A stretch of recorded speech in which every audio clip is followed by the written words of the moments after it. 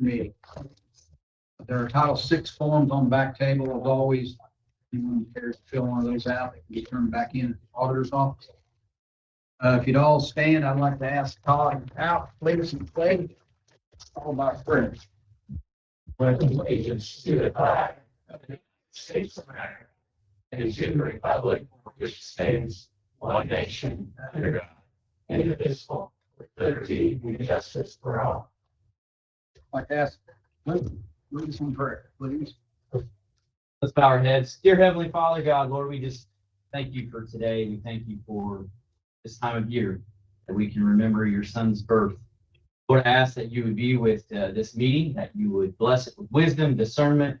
Lord, that you would help the leaders of this county finish the year well.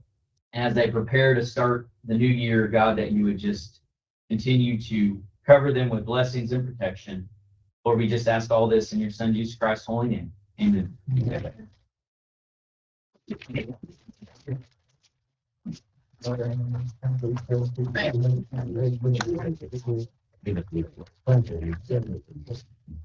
Any questions, corrections, or additions on the last December 2nd minutes? I don't have anything for December 2nd. Move to approve. Second. Executive session on December the 10th. I don't either. Motion to move to second.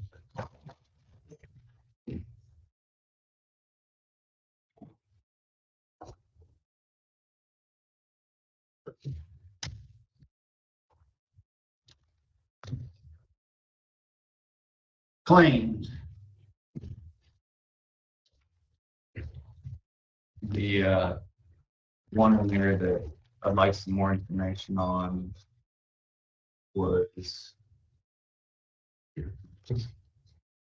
Andy Sholey for reviewing the Liberty Lakes subdivision.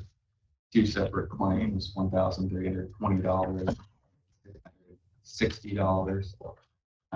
I'd just like a little bit more explanation. The auditor's office has contract with Andy to help us with any type of surveys or deeds. Okay. And Liberty Lakes had quite a few errors, omissions, and so we did a lot of edits. We wanted one that has the license in. So that was from your end, that wasn't just, And that doesn't fall under his elected positions duties? No, the county surveyor, I believe, his definition of his duties is to maintain the plat maps and the corner section stones. Not to review something or something that comes to our office. I'd strike my prior comments then, and I'll move to approve claims. Second.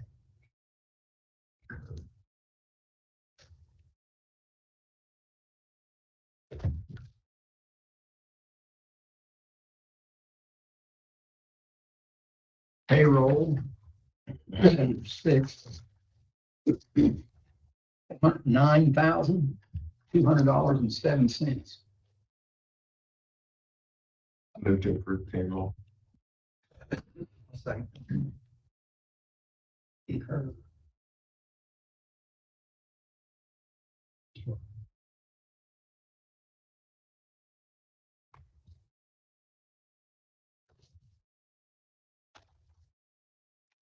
Todd out. Well, there we go. Last few weeks, we have continued to do our general maintenance, which is, we've been working on site ordinance, review and update, make sure those are all in compliance. I've been doing sign maintenance, bridge maintenance, bushwhacking. Tim and I have been kind of doing some planning for projects for 2025 culvert replacements and a couple of bridges we need to build. And then during snow event, I've been doing some pre-treating, trying to be proactive versus reactive on these last couple of episodes. Other than that, that's all I got. You gentlemen have anything for me? I don't have anything. Before you're done.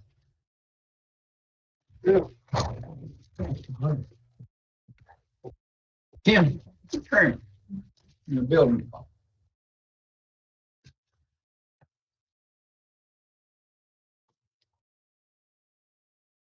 Good morning. Morning. So since December 2nd to the 13th, been out on 22 inspections. I've been on all of those. Some of them had the other gentleman doing the wiring before I come in. And then, Tim Workman have been with me on some of those. 11 out of those 22 packs. We found problems with 11 of the other ones. I don't have any numbers on the permits issued, and I can get that for you. I forgot to get that. We had one property complaint. I went out, drove by and looked at that, and I talked to Chad Smith about how to proceed with that. So that's going to be monitored. I've been communicating with the contractors that I've been meeting, trying to get to know one another, explain the expectations, what I got, how things were run in the past and kind of what I expect of them. So we try to get on the same page with everything. And I've got a lot of questions on as far as the way things are being run in the office, procedures, what need to be done. I think there's a lot we can do to improve that. I'm not sure how things were done in the past or how they're supposed to be done, so I'm still learning. One of the questions I got for the commissioners, so I'm supposed to do plan reviews before somebody gets a permit. They put a plan on my desk, they say, we've got to review this plan. And I'll look at the plans, and a lot of times there's not a lot of detail to them. And I'm not an engineer. So, for instance, a big pole building or something, if I get a plan and it shows we're gonna build a 40 by 60 or 40 by 80 pole building. Really doesn't say all the details on the size of the holes, what the foundation needs to be, how things are fast and anything like that. So I'm wondering if the county has an engineer on some of that stuff, or who's responsible for that? Or do the people that's, applying for the permit, they have to get it engineered, like the trusses, we require engineered trusses, but there's a lot of other stuff, that I got a lot of questions. So when you get into the code, it outlines a lot of that stuff. Mark Helmut's a good resource for those things. I've interacted with Mark as a builder on that. A lot of that is laid out in the code. So you kind of just got to go through and figure out what the code is for those things. On your trusses, for sure, you should be getting the engineering specs from whoever's supplying the trusses to the builders, and have those. Those have been required of me before we've got our plan permits to put through. If they're in the permit stage, they've already got build packages. They already know what their money is, so they should have that stuff. As far as like cookie size underneath, there's calculation for that you can get into. It's complicated, but there's calculations, and that's all explained in the code too. If the plans that you're getting don't have the detail that you need, send them back. I'm sorry. Send them back. Have them put the detail in there so that you can look at it and see that it's actually matching from what the plan is to what the code requires. If they aren't doing those things. So I went and met with Mark Helmut for 2.5 hours Friday, going over some of this stuff. And like I say, there's calculations like the pole building. So if I get engineered truss drawings, it tells me how many pounds is coming down on a truss. Then you got to figure if the poles are on this spacing, how many trusses, how many pounds. Then you have to figure the wall, how much weight's on the wall and all that. I don't feel like that's my job to determine all of that. And maybe it is. I know what the city Mark does. And then there's really no code on pole buildings as such, the way they're framed. And I talked to Mark about this. And I know as a builder in the past, pole buildings, you may have a couple 2x12s up, you set your trusses on it. So it says things have to be supported, like it can't just be mechanically fast. And there's an exception in there, for like pole buildings where it has to be engineered then. So I was on the job the other day and looked and I'm looking at the fasteners that he's holding this roof system up, and I just know it's not enough. So that's my question. Okay, it says it needs to be engineered by code, then who has to engineer that? So the standards that we've been going by as a builder is that we use kind of like the deck standards. So they have to be notched and sitting on top of the post support. And then that, of course, transfers straight down. But the mechanical just keeps it from flying off. So even a deck no longer can just have lag bolts and through bolts folded toward the boards on the side. They have to be supported by the actual post. I don't know where in the code that's supported by a pole arm, but it's a similar structure other than it's carrying the roof. So It reads in that, because you're saying as such, but there's an exception where it can be built if it's engineered. So like they would mechanically, bolt the supporting members or whatever. So then they would need to provide an engineer drawing. So I just need to go back to the builder and they say, need to say, hey, where's your engineer drawings that says that this is what's out? Same thing with taking out a load bearing wall in a house. Can you put a 23-foot beam in from here to here? Well, the answer is yes. What that beam requirement is the conversation. Is it a 3-ply, 6-ply, is it a 12-inch tall or 16-inch tall beam? So they have to supply you with those engineer drawings. If they get stamped from an engineer, so this, and Gilman's and all those places, if they're getting the beams, they get that stuff. Not even a heck. Same thing with decks. Supporting a roof on a deck, you only put 3 across, they put it on center. It's pretty easy to go 2x12 or 2x10 on those. If you want to go 16 and do no center, that's now a load bearing beam, and you've got to have an engineer drawing that says this beam will support it, stamped from whatever engineering firm there. and then we run into an instance, we had an inspection, it failed. So provided him with documentation on what he needed. to pass this inspection. They call back, say it's ready, we got it fixed. So we go out to do the inspection. And to me, it was a blatant violation. And I maybe don't need to go into the detail right here. I've already talked to Mark and Jeremy and Chad about this. But what he did was to trick the inspector, make it look like he fixed the problem. And I just couldn't believe what I saw.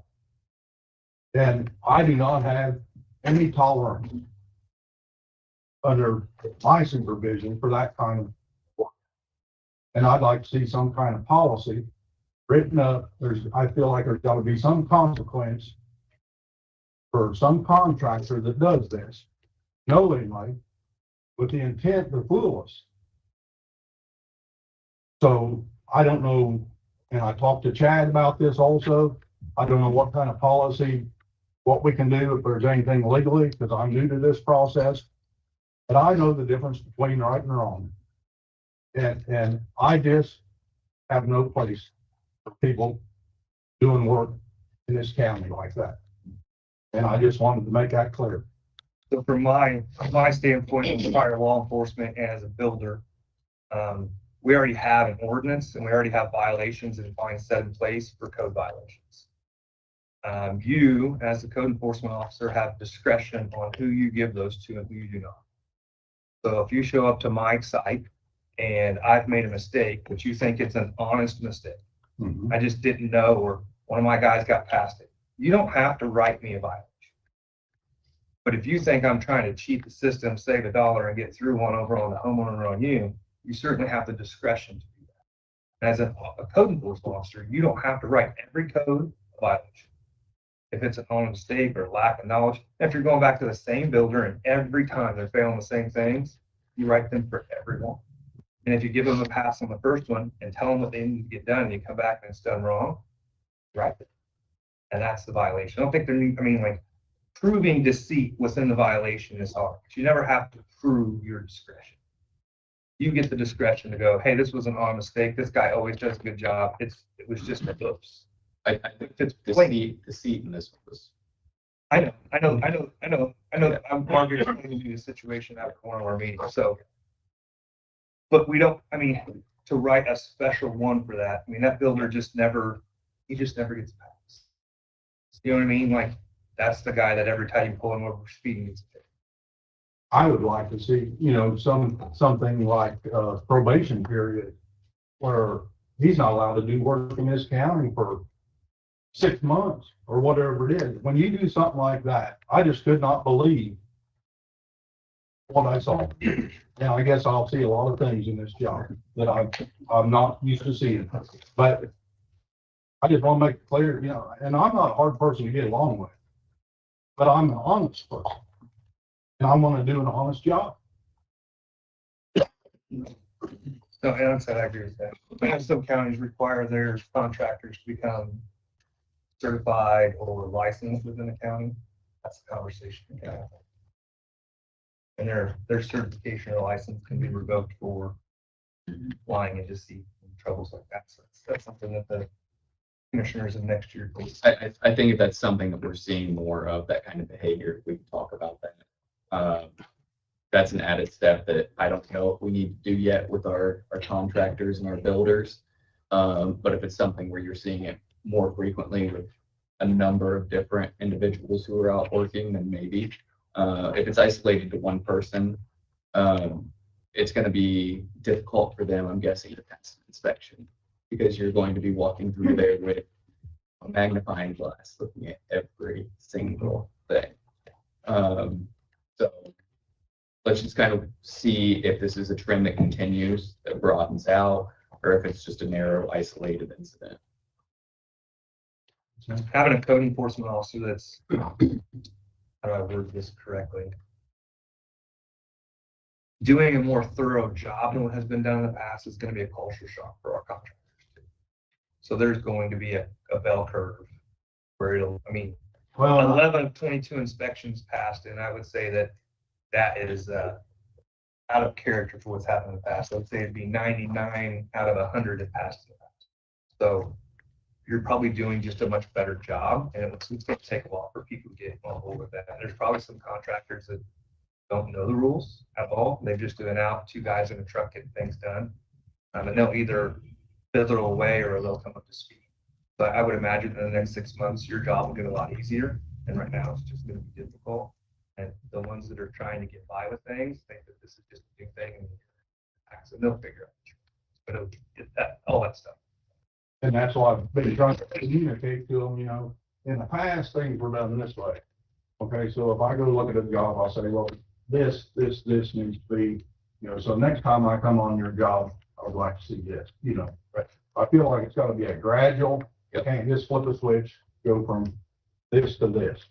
So I've got a long-term goal out there, horizon looking at, and I feel like, it's gonna be a long process, but. And again, I work with Mark quite a bit in my other job doing, and like when he does the plan review, he'll call me like, hey, what are you doing for the foundation on? Because I did a pole barn style addition. He's like, what are you doing for a foundation? Because so Mark is a pole barn. He goes, yeah, but you're pouring concrete. You still got to have insulation on the edge. You still have to keep it from cold soak. So we worked through it. He gave me suggestions, one of his options, and then we figured that out. So the plan review is a big part of it. It's time consuming, but it solves problems before they happen. Yeah. So as those things are happening in your job.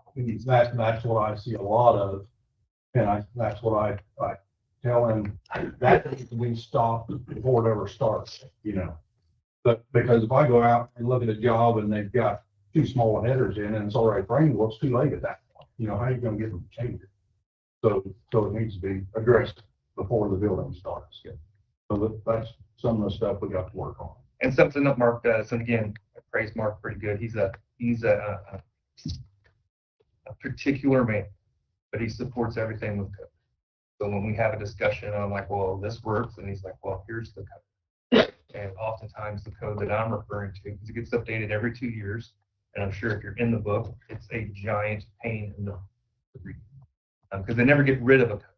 They just add to it. It's just another section. So you can go all the way back to 1972 and see what the code was then. Because the house was built in 72, that code.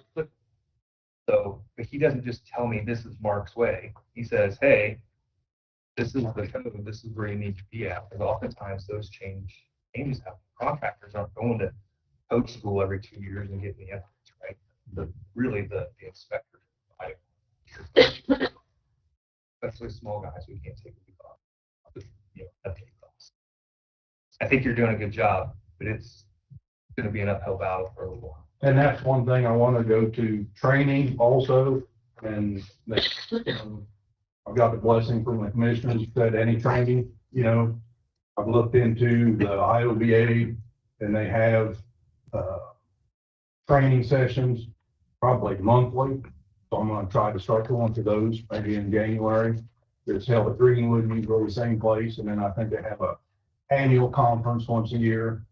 I would like to go to that, so I'd like, get as much training as I can. Yeah, absolutely. That's all I got. You're doing great. Yeah, I stick through it. It's a lot of big changes, so it's going to be stressful at the beginning, but as things get settled, it'll get easier. I think. Yeah, that's all you got. I got inspections still do. Be generous.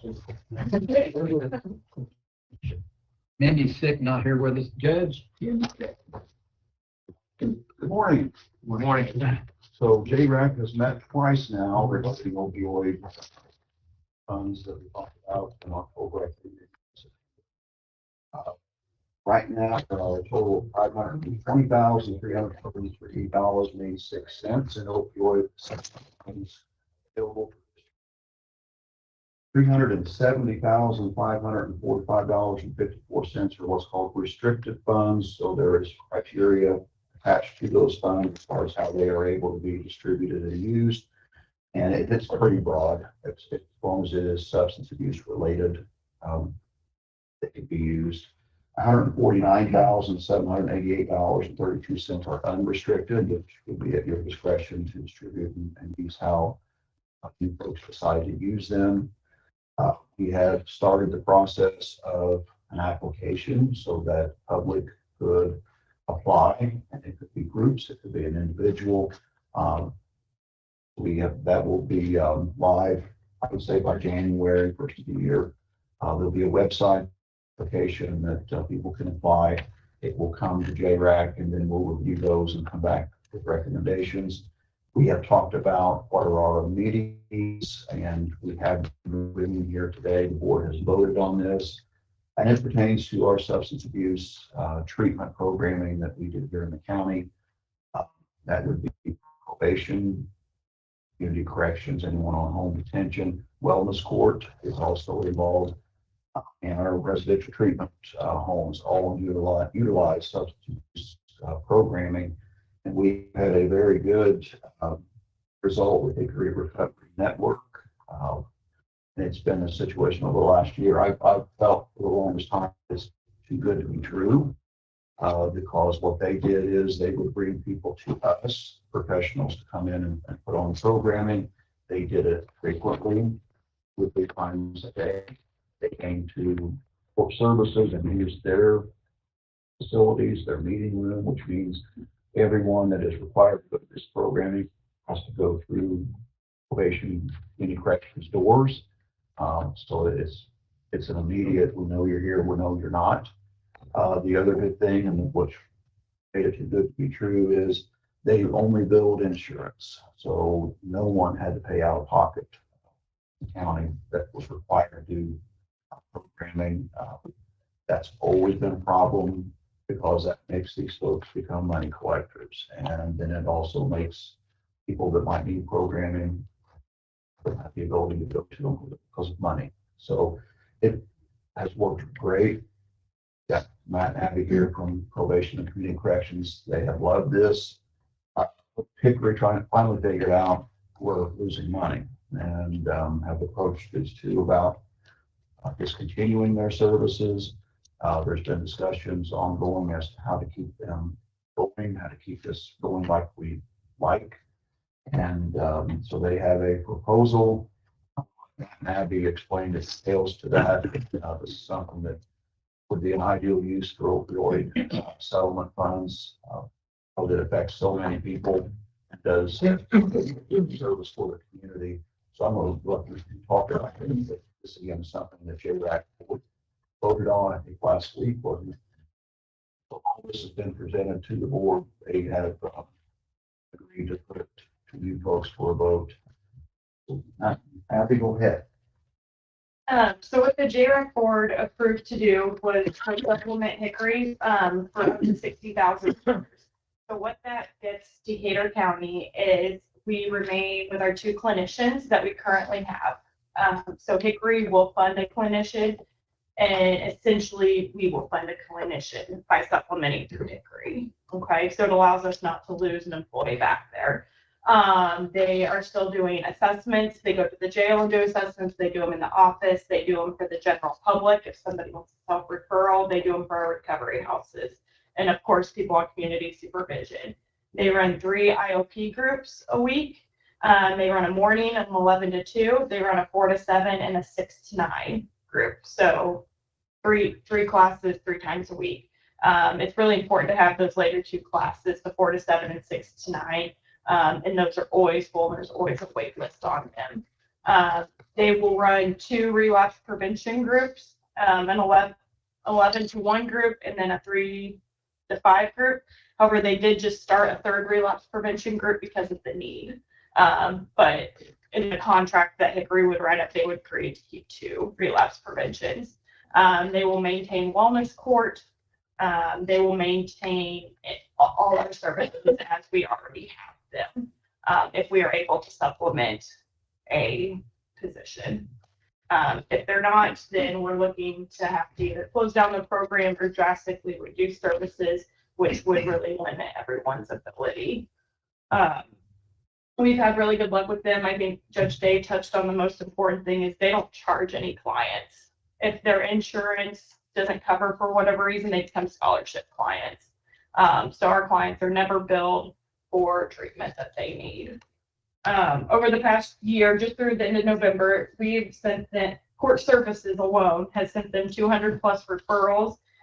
We've had 177 clients start IOP, which is the 3 hours 3 times a week.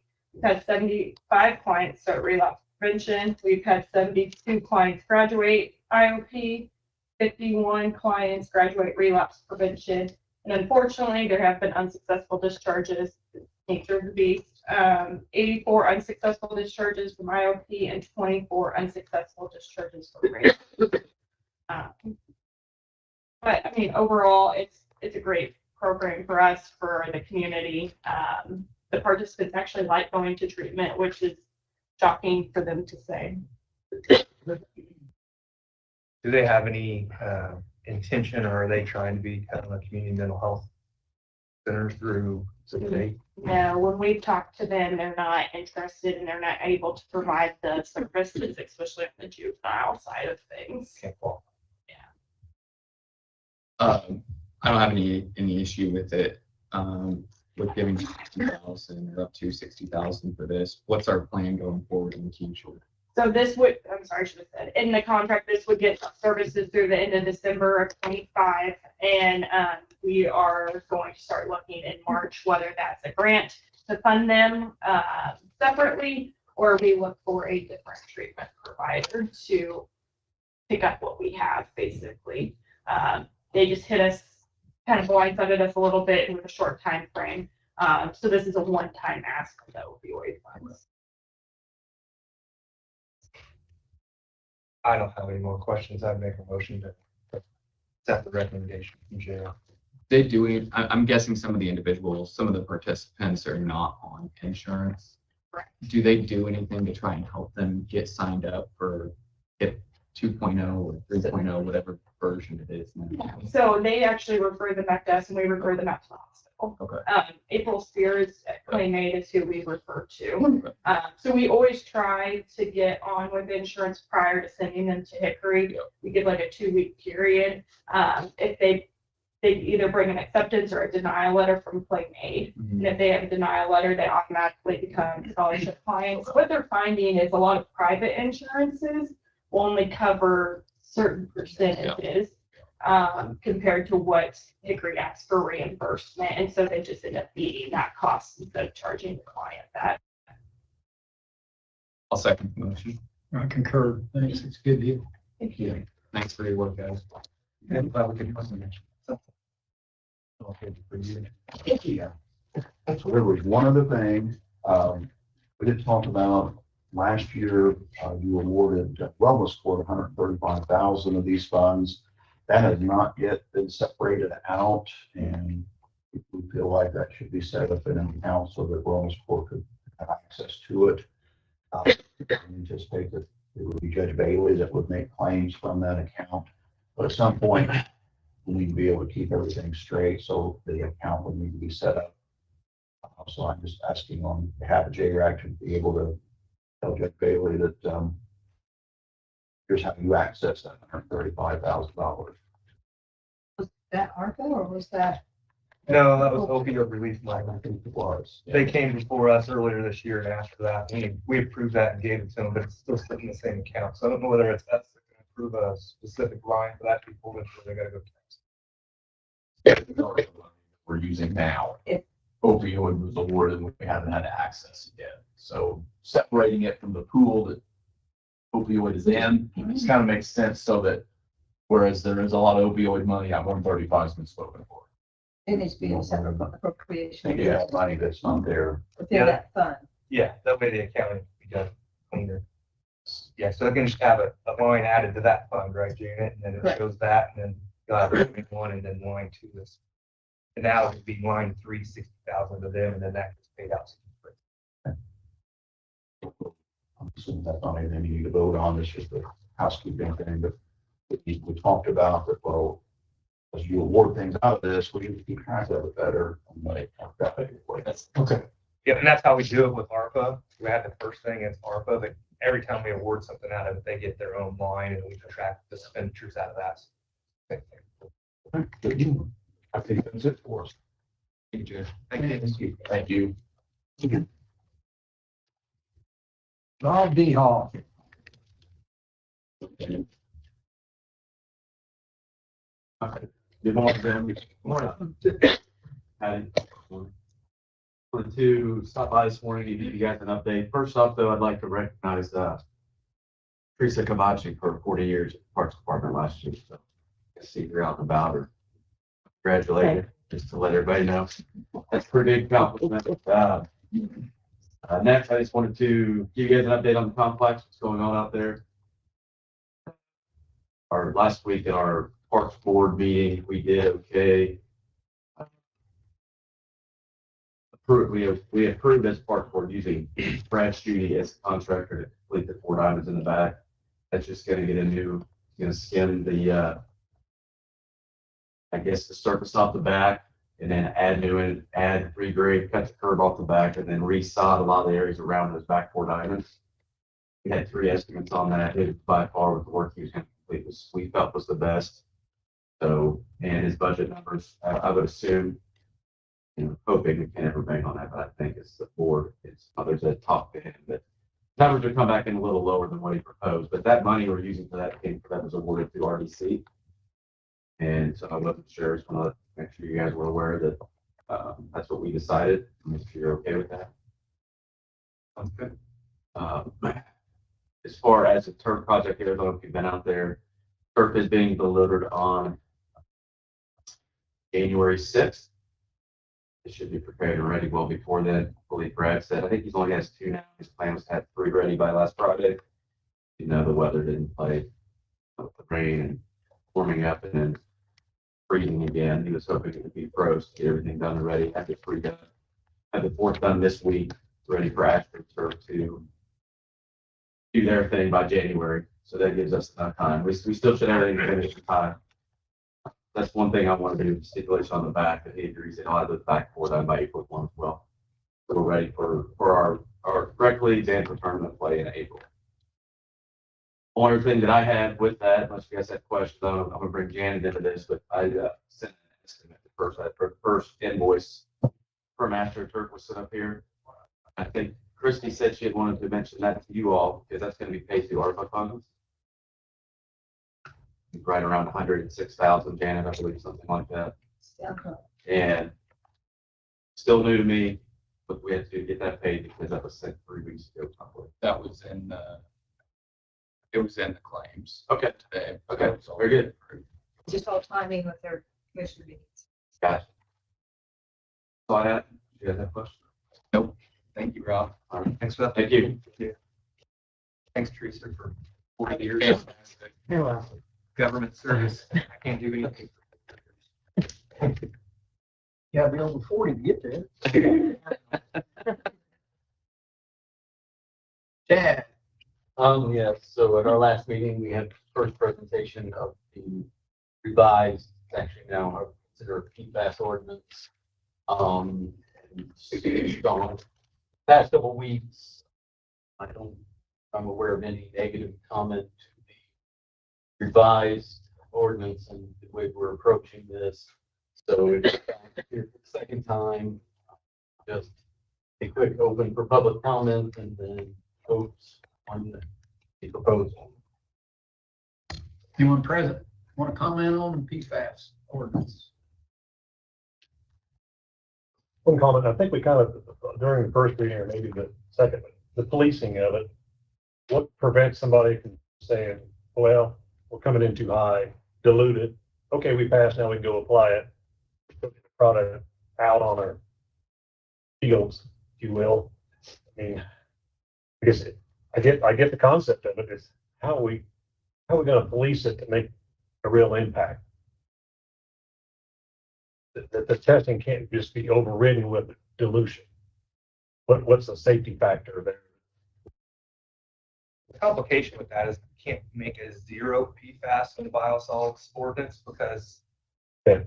I mean, there's PFAS in every drinking water that Decatur County uses. IDM 3 years ago tested Westport, St. Paul, and Kingsburg water, and they all have PFAS. So I think personally the best bet we can do is try to resolve that to the levels that we can, knowing IDM's restrictions on biosolids in itself being as stringent as how much they can get spread, and just keeping that. I mean, dilution is always something that's going to happen everywhere. You can only have this much per gallon or whatever. You just add more gallons of clean stuff to it, and spread it out for sure. Well, I think if it's diluted, that reaches the goal of it. Whereas it's the concentration of the materials as it is. The problem, I don't know if it was Larry, if we were the ones talking about it, or if I had this conversation with somebody else, but I mean, I mentioned it at the prior meeting as well, is that if you have a higher application rate on the same area, you reach a higher concentration of the rubber chemicals on that piece of ground. And we can't do anything to stop that because that's getting into IDIN territory there. The ordinance basically is the testing of the product to be applied versus maybe the testing of the ground that has been applied. Thoughts on that? Because then its dilution is insignificant because it's still in the ground. They just applied it twice as much because they knew they needed to get I think product out. if you're testing the soil itself, I think then you're talking about IDIN. Just thought, but yeah, just That's been the tough thing about this particular ordinance is how to structure it so that we're actually regulating forever I think chemicals that's the challenge. without infringing on other state governmental agencies. I think if we were testing the ground, I think IDIN would have an issue, or we would be infringing on what IDIN already does. That's all. Anyone else? You can get into the depth of test, surface test, that you guys will even put down.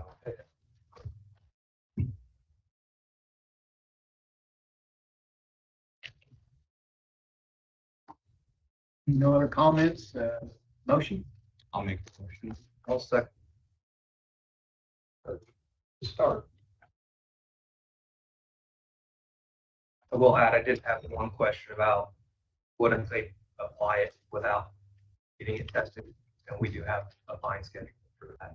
So report, hey, this is going down. We go out and confirm that it is a biosolids application through IDIN. If we didn't test, there is I believe it's $5,000 fine for that.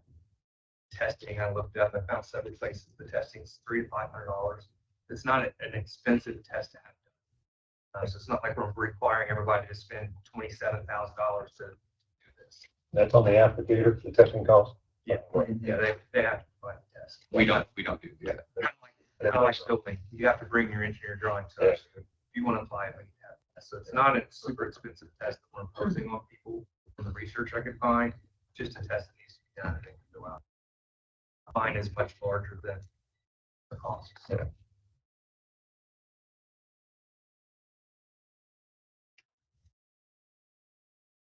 Chad, thanks for your hard work on that. I know that was that ended up not being as an easy ask as what we'd hoped it'd been once we started digging into how to get that done.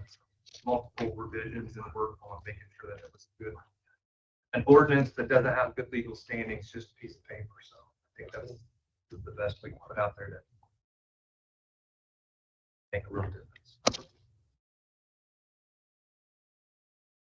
Survey ordinance has been withdrawn. Sean? Assuming this is green signs? I'm not even doing a lot of talking. Thanks. Okay, so you don't want me to do anything. Makes the meeting start long. Hi, I'm Carrie Fitzpatrick, and I work with Green Sign Company. We have been working with our client, Sean Durbin, through Decatur County Board of Health, or Health Department, to get a new May 90 sign or digital sign at the annex building, so the 315 South Ireland. We submitted for a variance application back early, probably November. And based on that, it was because it was zoned R2. Anything zoned R2 requires variance with digital signs, just for being courteous of anyone that lives around that area, letting them know what is being put up or what is being done, change to the property. As well as a couple of things, square footage, height, all of that on the sign. But in working with Sean the last couple of years, once he went into that location, there is no sign there now. It's basically an open shell. We wanted to help provide not only for health, but the annex, good for suppression, all of that. So we worked with him on some sign designs, finally got that approved. He got budgeting approved. So we moved forward, had all signatures, everything done with the variance through our agent or our client. I guess confusion came in, and then this is where we're kind of taking a step back and starting over. The property is owned by Board of Commissioners. And when they receive their public notification, there may have been some confusion. I don't know if you guys were aware that the variance was applied for, hadn't seen the sign location. So that's why I want to be in front of the board and bring Sean in if he has any comments or anything with that. I have spoken to Mark. I did send Mark layouts. We did get his signature for property ownership on that variance. But that was supposed to be, I think, on December 4th, and that was withdrawn, so we can kind of take a step back and figure out where we're at on that. It was mentioned you guys are possibly putting in a new parking lot there, so that may have been a question on where the sign. That was the big discussion. Okay. Yes, we want to do this. Mhm. Let's tap the brakes Mhm. for a second because we need to get the parking lot redesigned and redone Okay. out of the annex because parking out there is awful. Mhm. So we need to add some additional parking. The sides and the front of the annex after the parking lot's redesigned. And so we don't want to put in a new sign right now and then have to potentially tear it out, reinstall somewhere else. Okay. So I'm looking at that as being a project for 25 Okay. for getting that parking lot done. And then we can, once we have a firm design for what that parking lot's going to look at, then we can actually getting that sign put in. Okay. So with the variance, we were going for basically zoned residential, the square footage and the height. It wasn't necessarily location. So we didn't know with the variance, if we just time-wise, if we submit for a certain time in January, and it goes into the February meeting with permits, all that timeline, and then manufacturing, building, I mean, you're looking at probably 3 to 4 months timeline with all of that set in.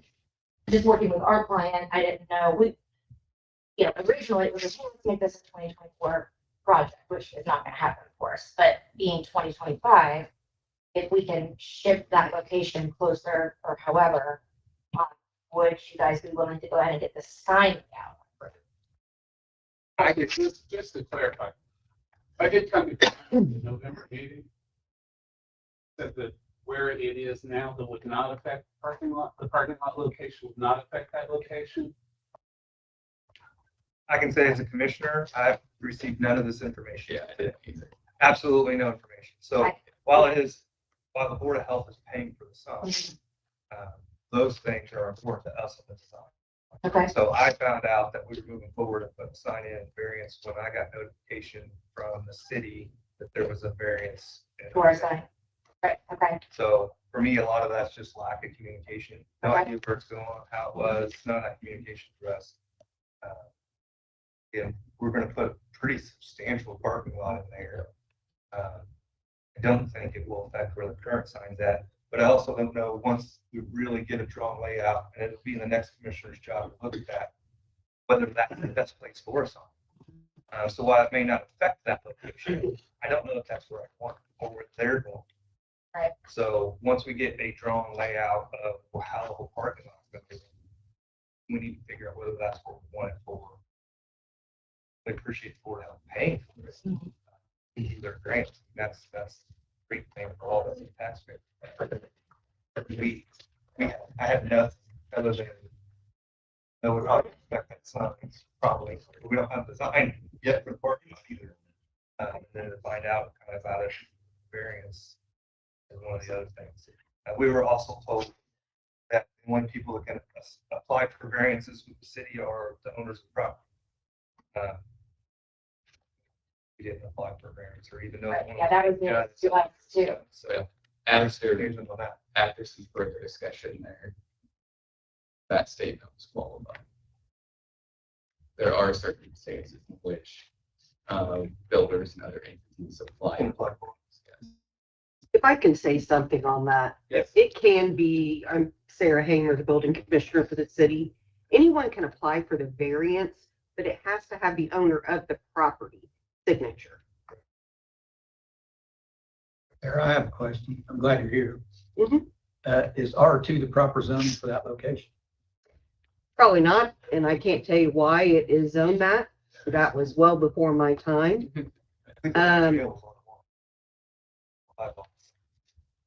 So, I mean, if that's something, that you want to look into rezoning that, Well, at one time, we leased that property to the city as mayor's office, your office. Mhm. You're also at the time. Mhm.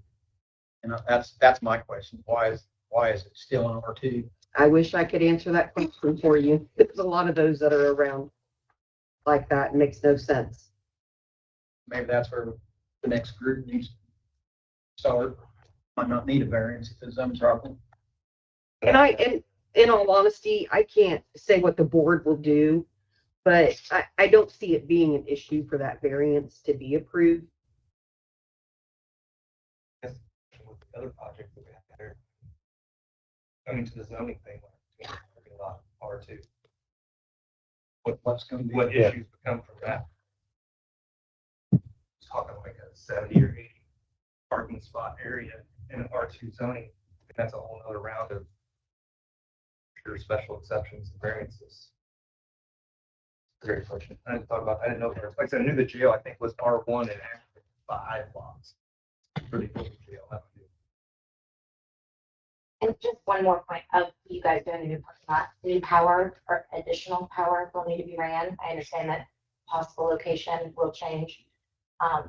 But that may be something you guys want to do before putting in the new parking lot. And we can bore and all of that, but for added expense, it would be something that would come up prior to doing the work. And we always set up location, the sign location now is based on speed limits, lanes of traffic, setbacks, all of that is taken into consideration where this sign is located. We were going anywhere between 3 foot, front, back, side to side of the existing, just because of visibility. So if we need to, we had about 25-foot worth. We have a 10-foot setback from right away. Right now, you guys are 46.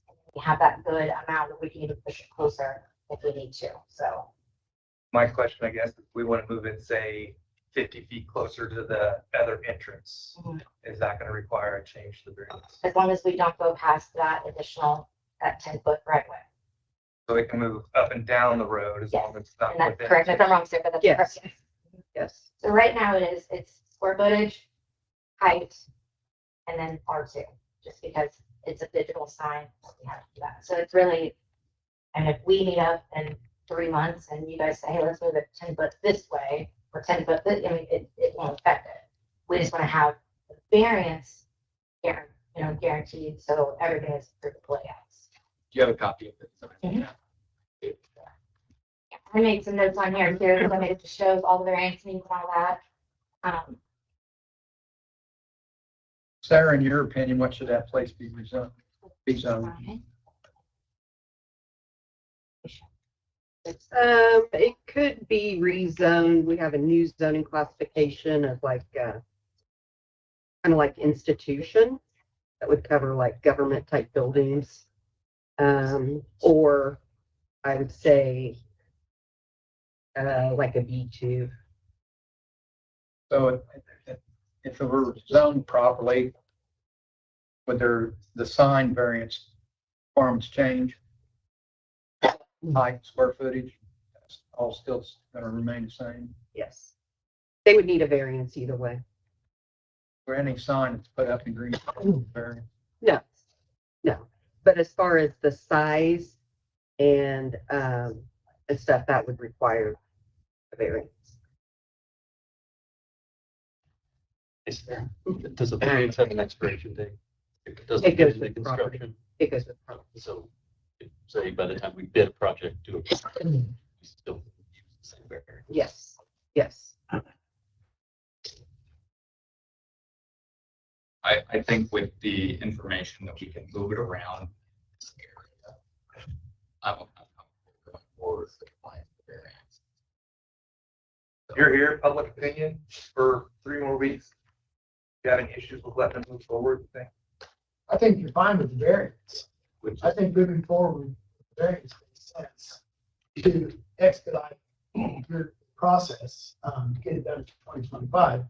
you can always change the location depending on the parking and so forth. But to your point, the electric, absolutely, that should be all done prior to any parking, anything like that. So we don't have the extra expense of pouring or what have you, tearing up pavement. So that all needs to be, all of that needs to be incorporated into the thought process of design, parking, all of that, instead of piecing that. That all needs to be done. The coordination with the commissioners before any construction would be. Yes. Yeah, absolutely. With that, I'll make a motion to approve moving forward. A second. Thanks, Gary. Thank you. Have a good day. You said. Baker Tilly financial report. Analysis. Hey. Thank you.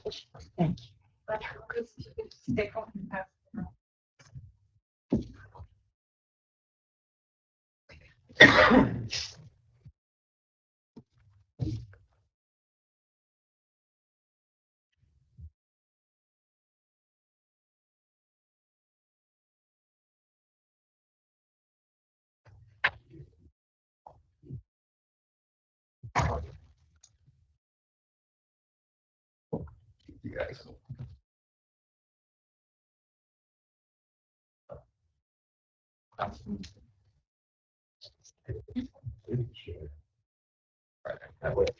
You need some reading. Yeah. All right, so I'm Paige Sansone with Baker Tilly Municipal Advisors. We were engaged by the county to prepare a long-term financial plan. So that is what you have in front of you.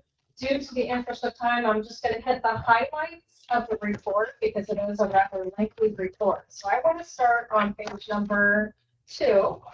There's some graphs on that page. So this is in the executive summary portion of the report. And that first graph at the top of the page is looking at how this county is impacted by circuit breaker tax credits. So those are the credits that you get on your tax bill if your property reaches a certain percentage of its gross assessed value. Luckily, the tax rates in this county are relatively low, and therefore your circuit breaker tax credits are not very high. So if you look at 2024 as an example on this graph, you are levying about $8 million, but 168,000 of that is getting returned to taxpayers in the form of credits on their tax bills. So again, although you are levying about $8 million, you're going to receive, or you're about to receive about $7.8 million. Again, a 2% kind of reduction in your property tax is actually very good if you compare it to some other counties. Countywide, there's only $1 million of circuit breaker credits countywide. Again, very low when you compare to other counties of the state, and that really is a reflection of your tax rates. The lower your tax rates, the lower the impact is going to be on circuit breaker tax credits. So, yeah, that's good. Moving on to page number 3, another positive sign that we see is your tax rates. Since 2020, your tax rates have decreased by 7.2%. So if we look at 2020, your tax rate was 0.4376 for the county. It is now 0.4060. I don't have an estimate yet for 2025. But that's pretty good. And why is that happening? Because your assessed value is growing. So as your assessed value grows, your tax rate decreases. So since 2020, your assessed value has grown by 34.5%, from 1.46 billion to almost 2 billion. So again, good signs. That's what we want to see. We want to see decreasing tax rates and increasing net assessed values. So just a clarification from a taxpayer question, and I think it's an explanation. Well, then why is my tax so high, right? Right. So the explanation for that is the assessed value is going up. So we're assessing more, but we're decreasing the actual tax rate. So while it's higher than it was, it's not as high as it could be. Because in 2020, the new assessed value would have been 0.4376, and now it's 0.4. So it's actually a lower tax rate adjusted because of the assessed value. Yeah, that's a very good point. Property values are increasing. We love to see increasing property values when we're trying to sell our house. But when we're not selling our house, it creates a larger tax bill. But it's not because of your tax rate that's causing that. It's increasing property values as a whole. Inflation in general. Yep, Tony. And that's due to sales in our county. Yeah. From the assessed values going up. Right. Because people are paying more for properties than what they did in the past. Just to clarify that. Yeah, it's not because we're making them more, it's because we're selling them for a higher profit margin than what we were before, and now the values come in based on the actual sale price. Yeah. At the bottom of page 3 is just a kind of a table to show you where you're at right now with local income taxes. So there's kind of 2 buckets of local income tax. There's an expenditure bucket, and that's where we see most of the income taxes, certified shares, public safety, economic development. You have those 3 expenditure local income taxes. Expenditure lit cannot exceed 2.5%. Well, you're under that. So you actually have some room there. If ever in the future you would like to increase your local income tax, you have 0.73%, the rate as kind of a buffer. You could actually utilize that for like EMS or judicial or correctional facility. And then you also have property tax relief lit, which is also working to reduce your circuit breaker credits because those are direct credits to people's tax bills.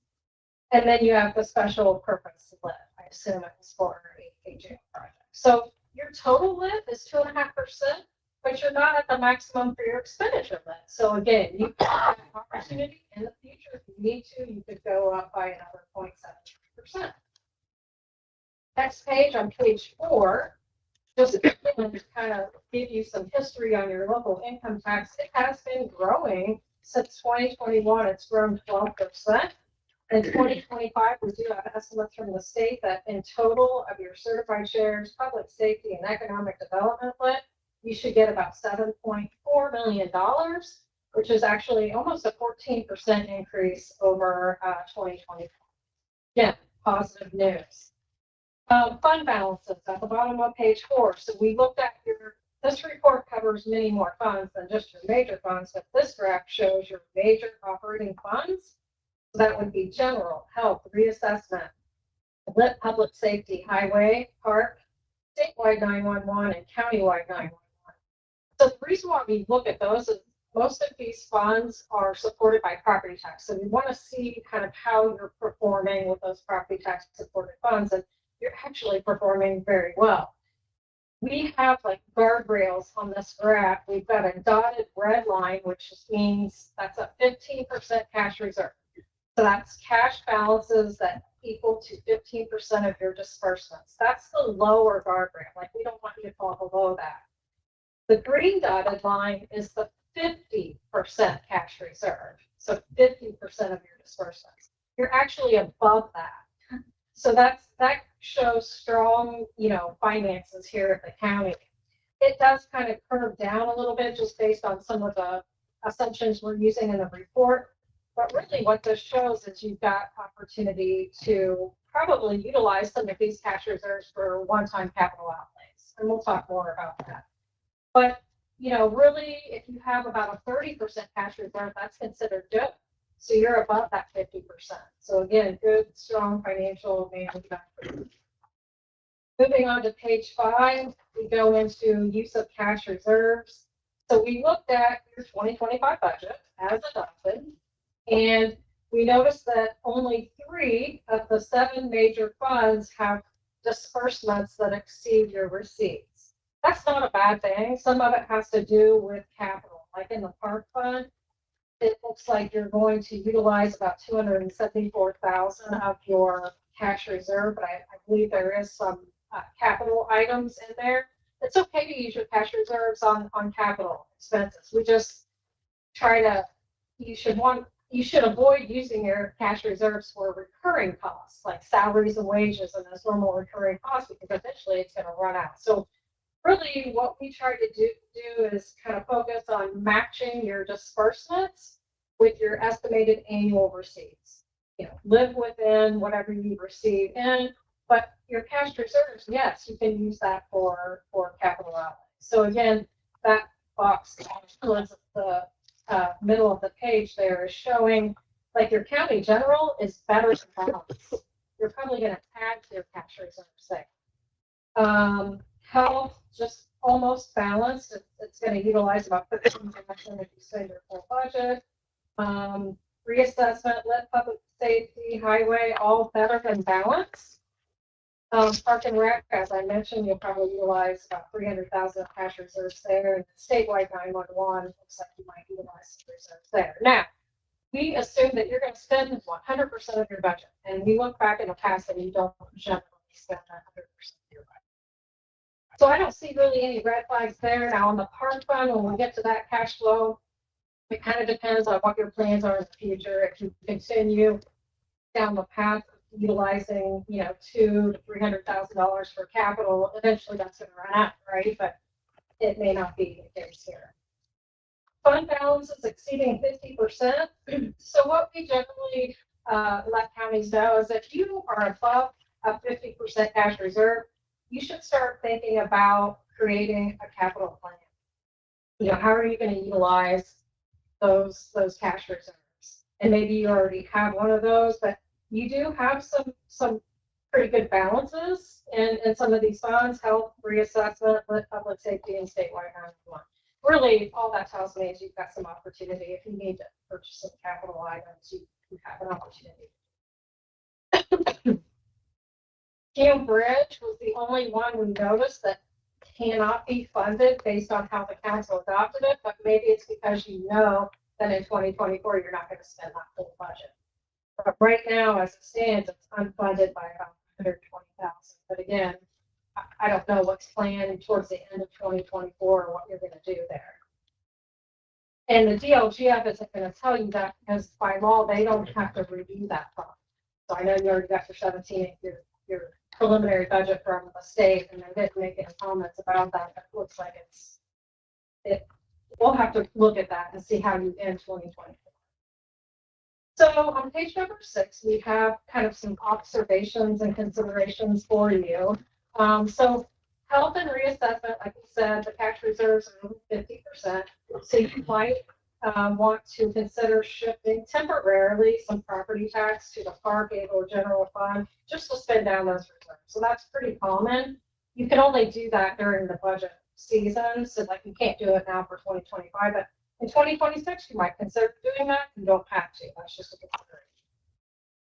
Cumulative bridge, since we're kind of showing a little bit of a deficit there, you could, and you probably already know this, but you could utilize your fund balances in lit economic development and or Cume Capital Development Fund to help you with bridge projects if you need to.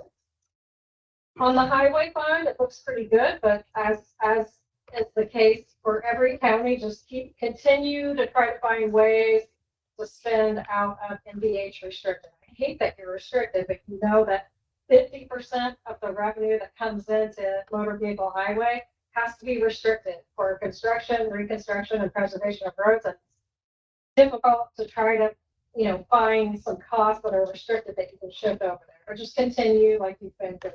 You're already doing. American Rescue Plan, we did notice at the end of August that you still had a balance of $554,000. Remember, this is just a reminder that you must obligate that entire balance by the end of this year. An obligation is more than just appropriate. You have to have an order placed for property and services and have a contract in place before the end of this year. You have until the end of 2026 to spend it, but you have to have it obligated. There is a misconception out there that appropriating it is enough. And it really isn't. You're going to have a contract for several awards or similar things like that for the obligation. And I have in here on item number 4, I outlined the definition of what the U.S. Treasury says is obligation. Item number 5, just periodically review the county's charges for services. There are some counties that every couple of years you'll look at like charges for services out of the health department or parks department, and just make sure that you're keeping up with surrounding counties on charges. Every year during the budget process, look to see if you're eligible for an excess levy appeal. We did that for you this year and we're not eligible, but it's just a good kind of thing to get into. Really what this means is if your net assessed value is growing by more than 2% of the state net assessed value growth, then you could be qualified for a permanent increase in your property tax. So it's just good to check that every year during the budget process. And then the final kind of recommendation is just to make sure that you balance your budgets. Most of your budgets are better balanced. Okay, now I'm going to move on to page number 10. That's your first cash flow, and that is your county general fund.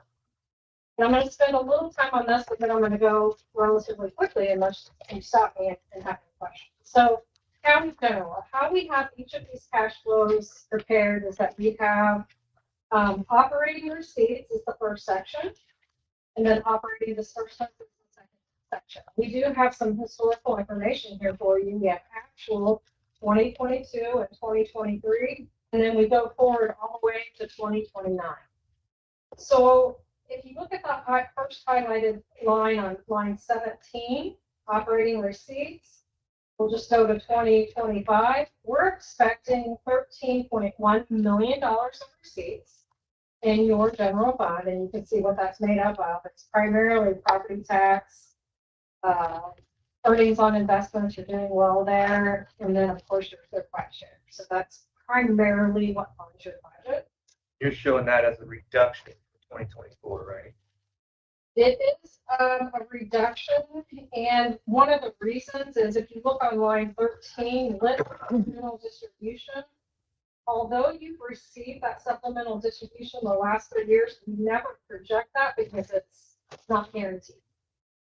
It's when the state gets local income tax that exceeds 15% at the state level to distribute when they have excess.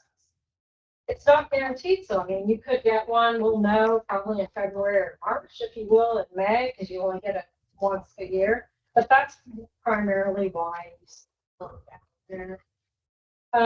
Your total operating disbursements on line 27, 12.7 million. If I round up, that's better than balance. You probably will add to your cash reserves. So if you look on line 40.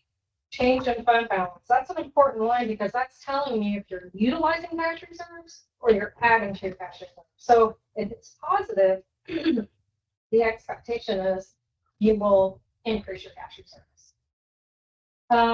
And then line 43, another important line is your ending fund balance. So at the end of 2025, we would expect about 6.4 million, and that's a 50% cash reserve. So that's kind of how each of these cash flows work out.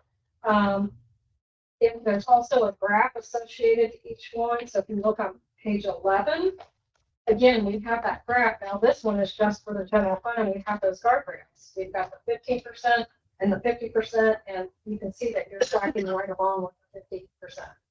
So just to clarify, yeah, with removing the lit supplemental distribution potential, we're budgeted within about $400,000 of our expected receipts. So the budget is good, yeah, but it's somewhat tight without getting into our. Yeah, I mean, that we get the supplemental distribution and we underspend on our budget so that we can have surplus profit. Right. But we're actually budgeted close to what our expected. Yeah, it's actually it's good. I mean, normally the counties I work with, I'm seeing the opposite. So this is it's very good. All right, so now I'm going to go relatively quickly, but again, stop me if I'm going too fast. I just know that this is a lot of data. So page number 12 is your health fund. And again, I'm going to go to line 11, your operating receipts. And for 2025, it's $565,655. So this fund is mostly your charges for services and your property tax. So if you compare that to the disbursements that are adopted for 2025 on line 21, it's $578,000. So pretty close to balance. I mean, we've shown a little bit of a deficit there of about $13,000 if you jump down the line for. But your cash reserves are really higher than what they need to be in this fund. You're at 134% at the end of 2025 if you spend your whole budget. So that's where I was saying that if you wanted to kind of reduce your cash reserves a little bit, you could temporarily shift some property tax over to like the general or the park fund and then shift it back. You don't have to do that. We have to be careful though, because with this health first Indiana, we need to make sure that you have a certain amount of rent. That's gonna be my. Yeah. Yeah. Using the health department funds is a little tricky. It is a little tricky. With the money coming in. It is. So we gotta watch that. Again, it's not something that you're required. Graph on that one, tracking along pretty well.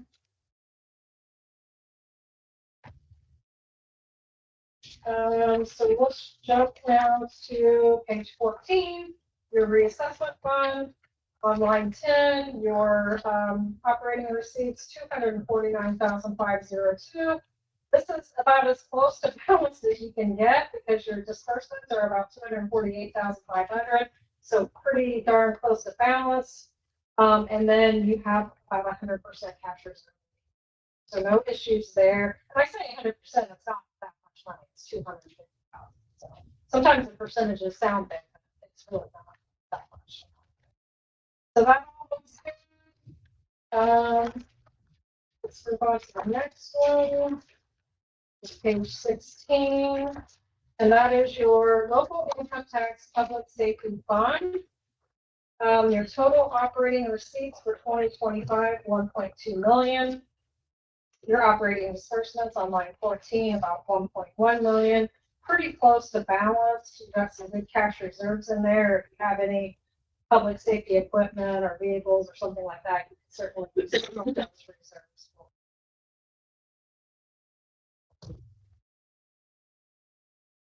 Page 18 is your highway fund. And remember, you have two funds. One is the highway. This is the non-restricted, but you also have a highway restricted. So this is the non-restricted. We have made an assumption, if you look on line 15, that there will be some expenditures moved over to restricted. And that's just based on historical and information provided by the county.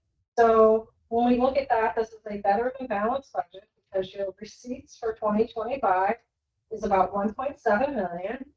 Your disbursements, if we move some items over to restricted, is about 1.4 million. So again, spending within your receipts is exactly what you do. And estimating about a 95% cash reserve. Page 20 is the park fund.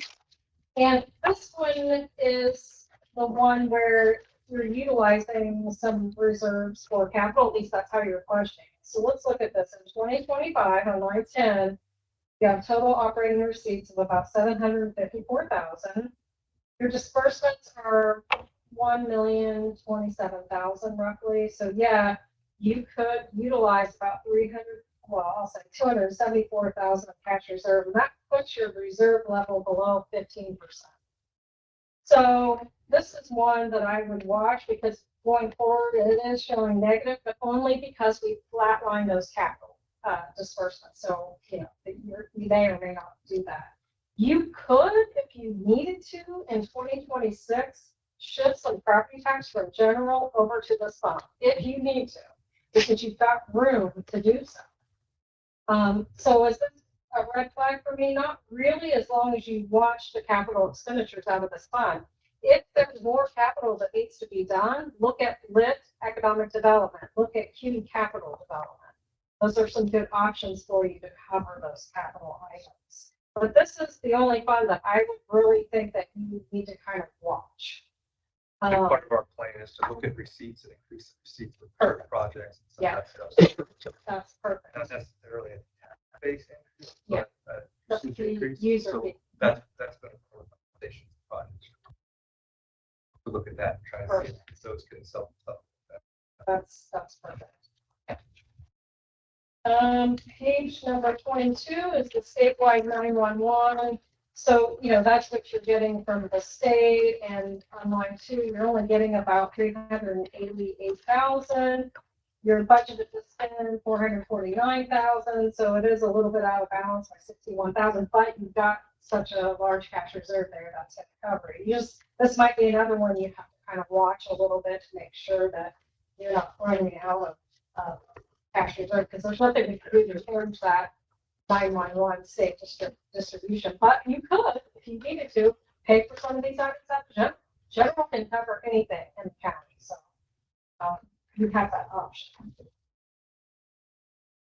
Page 24 is the countywide 911, and this is where you're getting some monies from the city, and then you're transferring some over from the county. So you've got about a little over $1 million in revenue for 2025, and you're budgeting 960. So better than balanced budget. So no issues there. Both of these funds are basically in one organization. Yes. The balance is one and a little heavy on the Yeah. other, but they're almost, they're within 13,000 of being balanced. When I guess.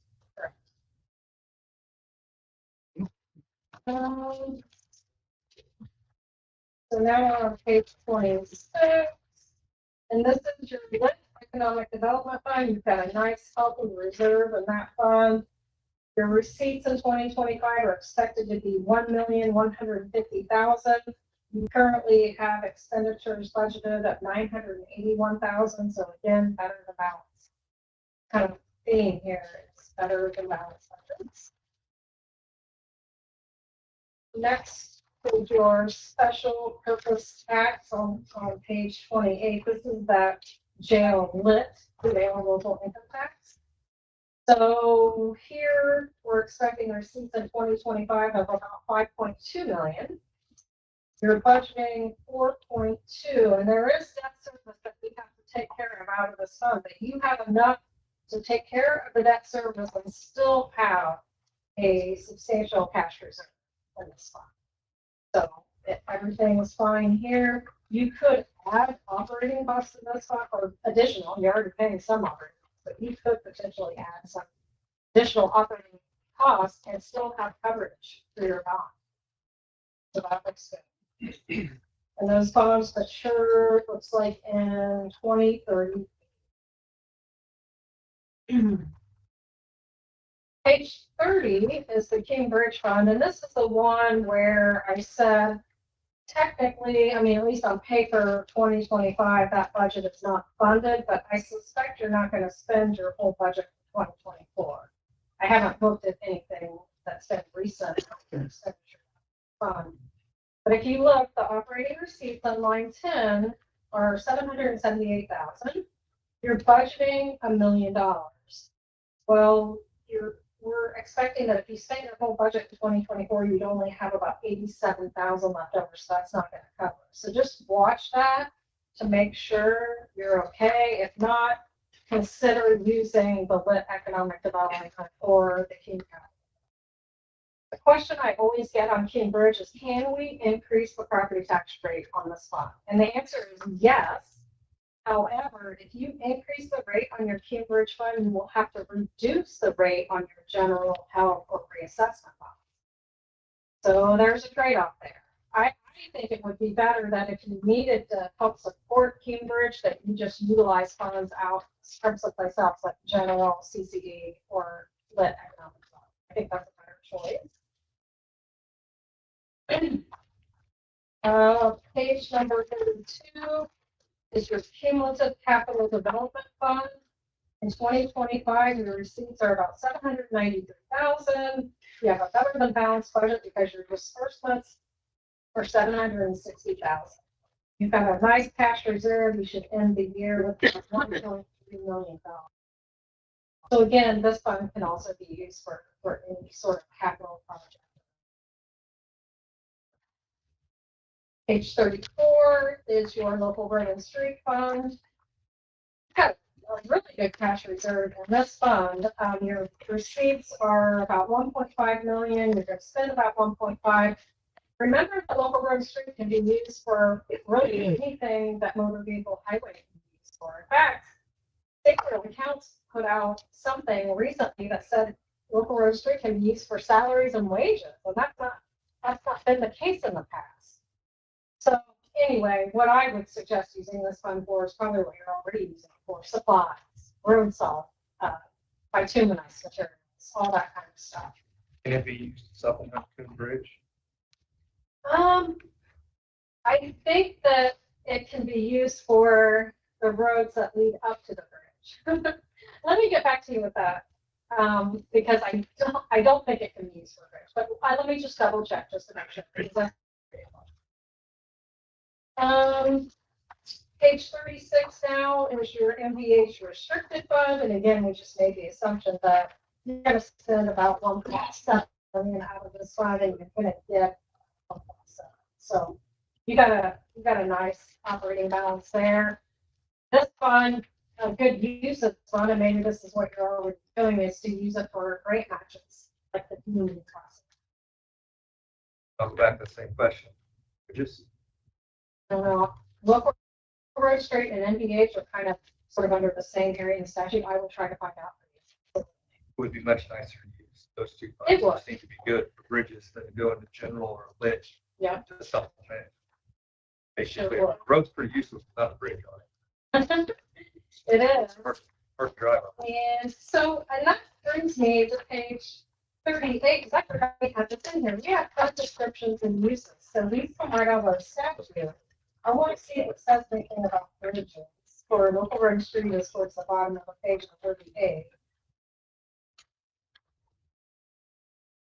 See, here's where it gets down to kind of brass tacks of what do you consider a road and street system? So I will check into this more to see, because it doesn't come out and say bridges, but is it a road and street system? I don't know. So very good question. I'll get an answer for you. So again, that's just for your information, pages 38, 39, kind of descriptions that come right out of the statute and what some of your funds can use.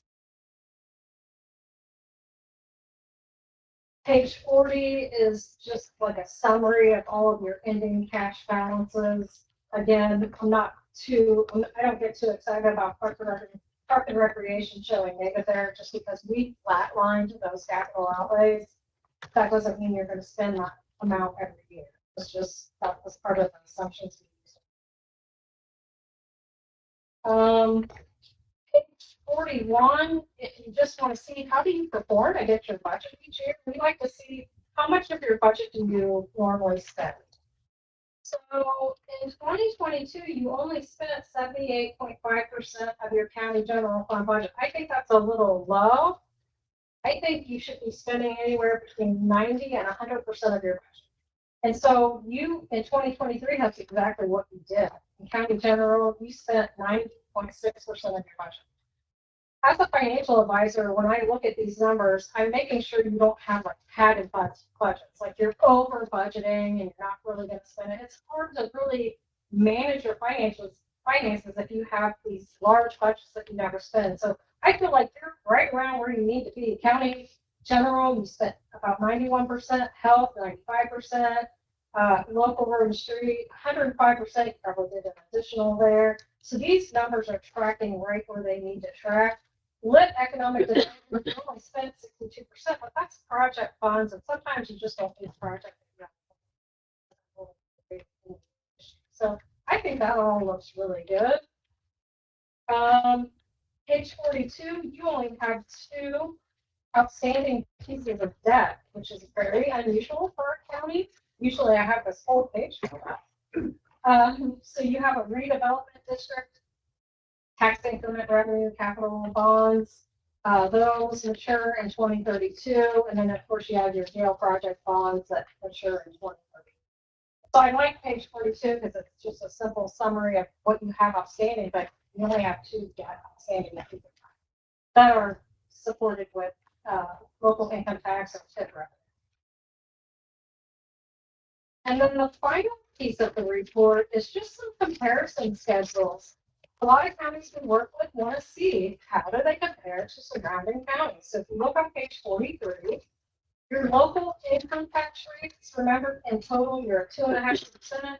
You're close to, well, you're right on with Jennings County and close to Rush County, and then you can see the other counties are a little bit lower.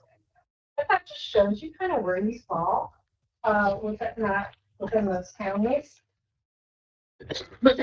Page 44 is your certified property tax rates. You're right in the middle. Decatur County's right in the middle of, Bartholomew and Dearborn and your surrounding counties. So no issues there. Page 45, you're kind of in the middle on certified property tax levies, but that's a hard one to compare because your levy was set back in the early 70s based on what your county said you needed at the time, and it's been growing by a small growth factor every year. So we often see wide variance between counties. But I mean, if you just look at Rush, Jennings, Shelby, you're kind of right in there. Of course, all Bartholomew County's gonna have.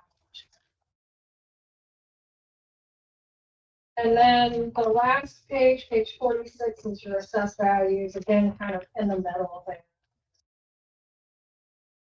So I went through this report very quickly. Thank you for your patience because there's a lot in here. But now that you have this report, you're going to be able to go into budget season, which will be right around the corner. I know we just finished once. But you're going to be able to kind of look at this and see where you stand. And if you wanted us to update it right before budget season, we'd be happy to do so. Now that this model is set up, if you wanted to, add an employee or increase salaries, you can run it through the model and see if it's sustainable. So this is a great plan and a great tool for you to have. Even if a department comes in and asks for an additional appropriation, you're going to be able to flip through this report and say, oh yeah, we have cash reserves, we can approve that additional. So it's just a great tool for you to have. I've got one question. Yeah. We'll go back to the certified property tax rates. Yeah. So kind of comparison wise, again, it's kind of just putting it out for the public so that they get the information. Decatur County's property tax rate is 0.406. Mm-hmm. And there's Dearborn, Rush, and Jennings, which I say are pretty similar in population size to Decatur County. Then there's Franklin, Shelby, and Bartholomew County, which are not even close, really, in population size. Almost, I think Bartholomew County is almost triple. I think Shelby is close to that. So kind of put out there for everybody to get. Franklin is 0.355, Shelby's 0.38, Bartholomew's 0.39, Decatur's 0.4. So we're on par with the bigger counties on our property tax rate. Dearborn, again, population's very similar, 0.52, Rush 0.54, Jennings 0.55. So when we're actually comparing ourselves to population-wise, it's similar. Our tax rate on property taxes are much. Yeah.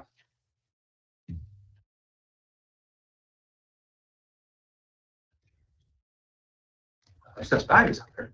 That's why we're Yes, spending more money. which is good. That's good. Any other questions for me? Great information. Okay, I good. really appreciate it. Me too. I appreciate all the emails and everything that you feel. Yeah, no problem. This information, when I started being a commissioner 18 months ago, would have made my life much easier. Yeah, I mean, it's like a one-stop shop. You can see all of your funds and exactly where you stand. And all in all, you guys are doing great. Well, the history, and even the future projections. The only one that I guess kind of looking back that I saw that didn't really change was the gas tax rate stayed very level Yeah. throughout the whole thing. And I know there's a lot of legislation that may affect that with There is. bigger cities going, hey, we've got 4-lane highway where we get the same money as a 2-lane highway. And I know that gas tax is something that's being as a potential real issue for the small counties because our cut of that money can get drastically reduced. And the legislative session is going to be interesting because they're wanting to reduce property tax. Well, they reduce property tax. They better give you all some alternative revenue source. Because I've even heard elimination of property tax. We just can't do that. We live on property tax. Well, they did that in 07 and 08. And the result of that was the county commissioners and county council had to raise a bunch of taxes to survive, and the state looked really good because they lowered the tax rates through those, and then the counties had to come in and figure out how to survive, and the county politicians had to raise the taxes, like the state cut it up. There's been a lot of supplementing with local income tax. That's what it's kind of come down to. You know what they're doing with the electric vehicles for the gas tax. Well, that's been something that's been a point of contention. Like they need to probably put some sort of tax on those electric vehicles. So yeah, it's been discussed. We'll see if that's something in this current legislative session. There needs to be like a tax, some sort of tax. Electrics and hybrids are really killing the gas tax, which is going to bring issues for a lot of states are fighting. Like if you're an electric vehicle, you have to pay X amount of tax every year above your regular to have a road street. I don't think Indiana's on board yet, but a lot of surrounding states are. And that's what I talk about, the reduction of that. Very few, because the revenues are coming down instead of going up or stabilizing. Yeah. And it's not going to be good. Those vehicles are heavier. Yes. You're still using the roadways. So I guess that might. Yeah, it's been discussed, so I wouldn't be surprised if there'd be some sort of proposed legislation on that. We'll see. I think, again, Indiana's a little bit behind on that. Thanks. I appreciate your time. Thank you. Next up, we have to update our edit plan next year. Vote on that. Seen it? Yeah. Just want to make sure I got the most current copy.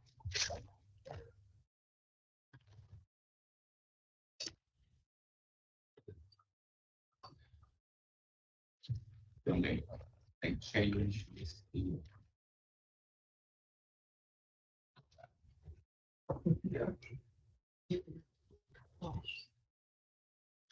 One addition for the area plan director portion that we had to make After the correct amount. after it was first sent out. Yeah.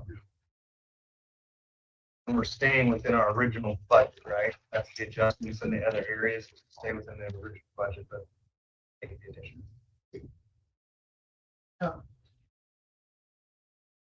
Your original budget was like 990,000. Right? I think it's gone up to $1,030,000 or 32. I think it's roughly 5,000 or 6,000 over. We're $25 over. Or we updated the I don't know what our area plan. I don't know what our budget number is. I think it was 990.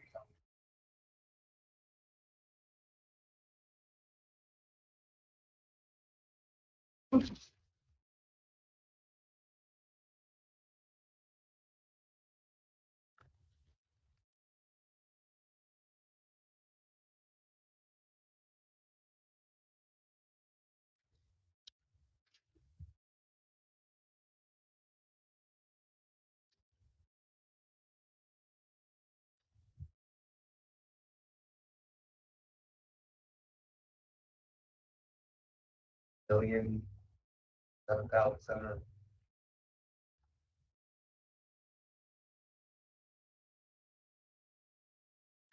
I'm in agreement with that. I guess proposed.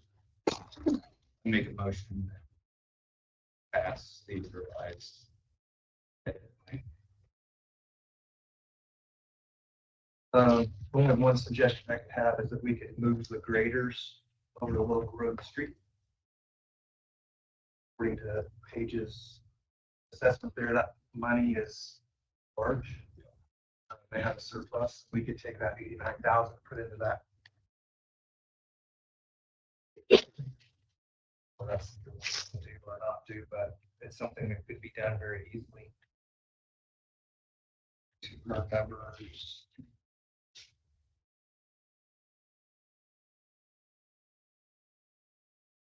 Local road and street currently has 192% being unbalanced or operating budget. So I don't know what your thoughts are on that, what future plans, projections are, but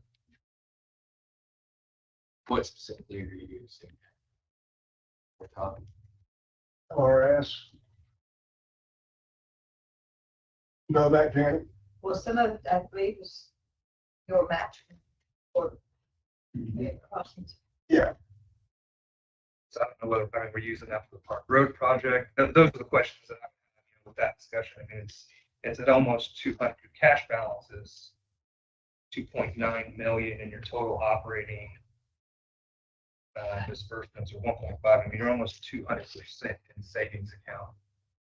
So I think the commissioners in the future have got some pretty big projects on the plate that could come out of lit. The pool's still a discussion, annex is still a discussion. There's places that capital improvement projects that need to be paid for in the future. But a 300, 200% balance or double balance in savings account on Oak Road Street, we can move that over for a lot of years, not really get into that, I don't think, but I just wanted to throw that out on the table. What we got through this out. This portion at, I'm assuming Park Road, will have to come out of that. Park Road and streets, where will that come from?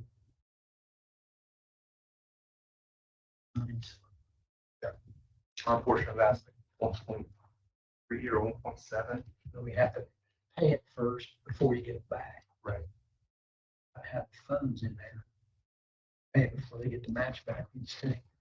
Like I said, it's a hard discussion without having a future projection, but I just wanted to put it on the table that I want to say the number from the August on-site meeting was roughly 2 million on that first segment of Park Road, right there at the fairgrounds.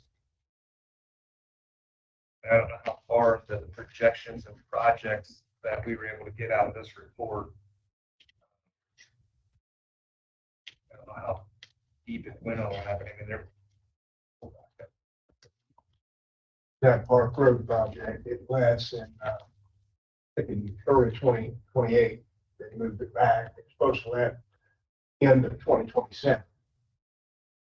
local road and street in 2029 is projected to have 134.9% of the operating balance percentage.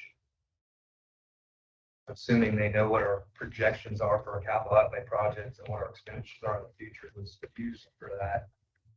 That would tell us that it could support that $89,000. It can be a conversation for next year with the commissioners to get deeper and get a better answer, or we can do it now and adjust it next year. But I just know one lit is a income.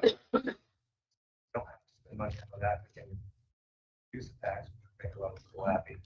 There are some pretty good projects that still need to be discussed or revisited that local economic development money can pay.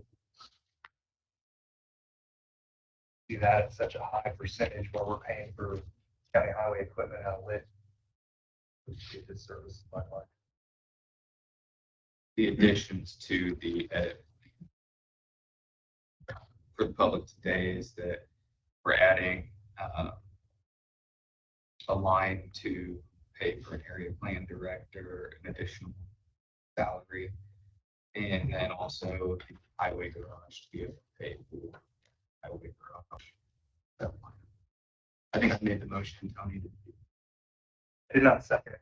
I wanted to discuss the potential for moving that before I have a discussion on it. I mean, I think it's something that I'm open to the idea of.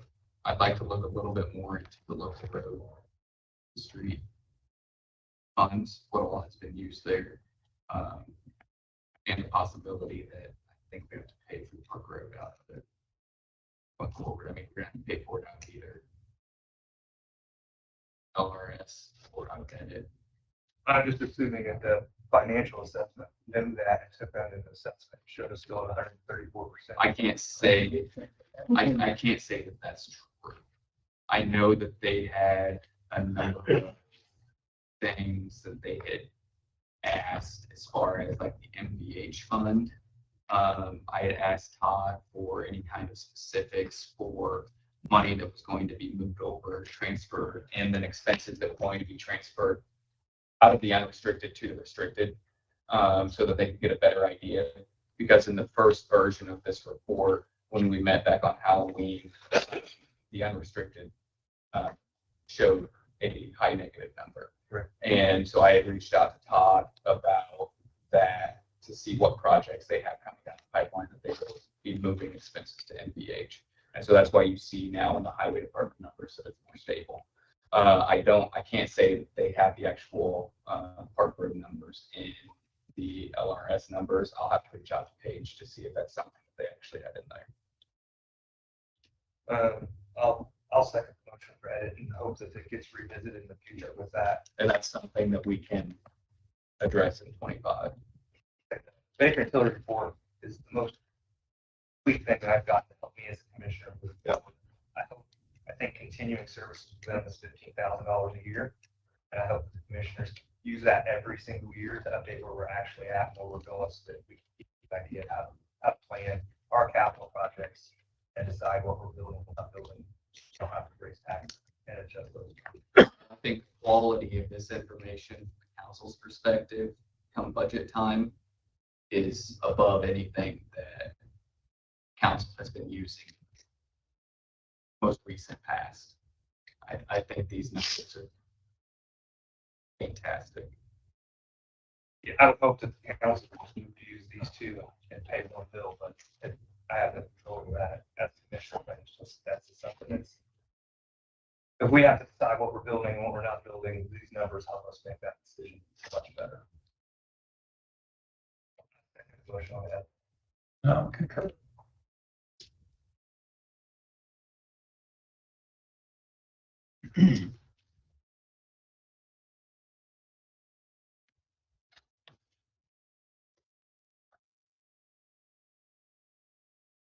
Sir.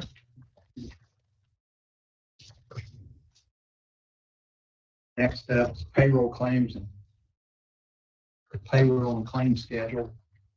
First payroll of 2025 will be January the 3rd.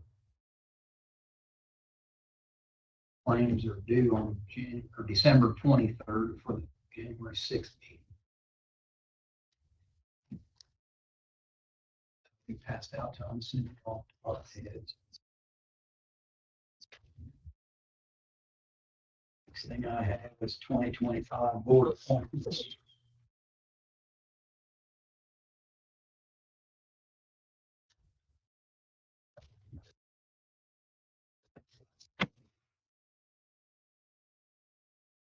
Just go through these.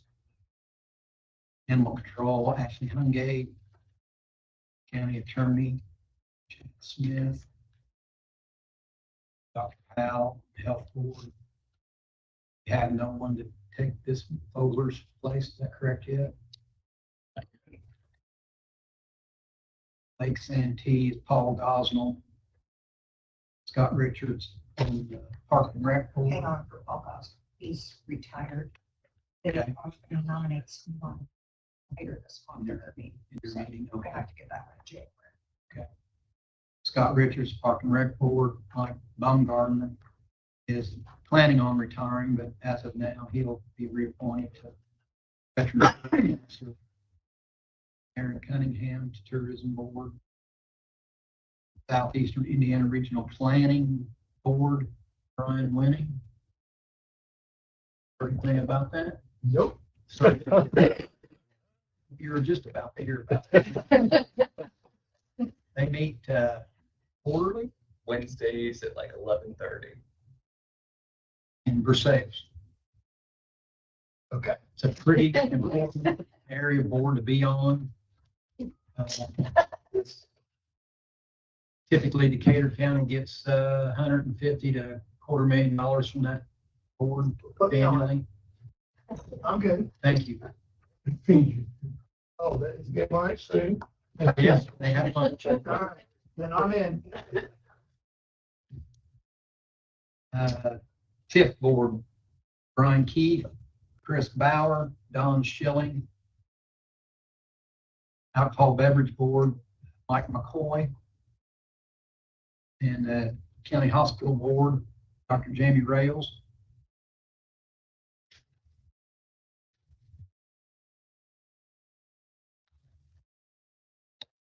Three others here that's not on here that we need to take care of. Economic Development Board. Commissioner needs to serve on that. Nominate Karen. And I'll second that. The Ready Team, I've been on since its inception. Needs a commissioner representative. What is it? The Ready Team. What is Ready? Ready. The Ready Team. Oh, ready for 1.0, 2.0. I'm Nominate Jeremy. Second that. J-RAC, I've been on, he's had someone willing to serve You that. want to do it, Brian? Take that. And insurance committee for the county health insurance. Have a commissioner. Okay. on that. Patty's got a list of all the rest.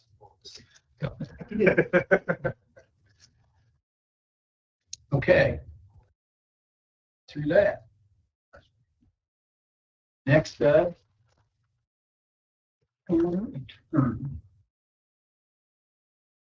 Contract. Just want to go through a couple of the list of responsibility he has to serve, represent, I guess is how I should say it, the auditor, the assessor, the recorder, treasurer, sheriff, highway department, animal shelter, HR, the clerk, and Decatur County EMA. If you're not on that list, you're not on his list. Been some, over my time, a lot of questions of who he serves and who he bills to the commissioner to support, so. Chad, been happy to work with you. Recommend we rehire Chad. Next year. I think Mark made the motion, Tony seconded, I agree. Concur, Jeremy. I agree. I agree. I think that's right.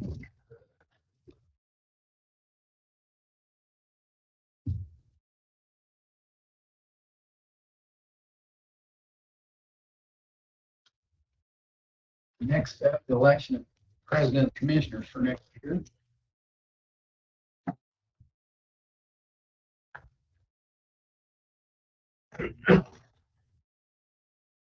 I'll make a motion to be Jeremy.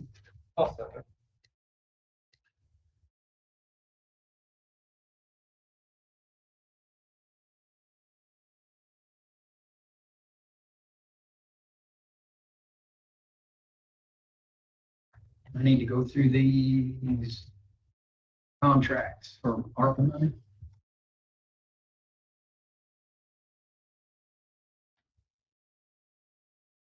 Courthouse elevator, lift chairs, HVAC, and roof. In this one, 110,000 and 57,215 from ARPA.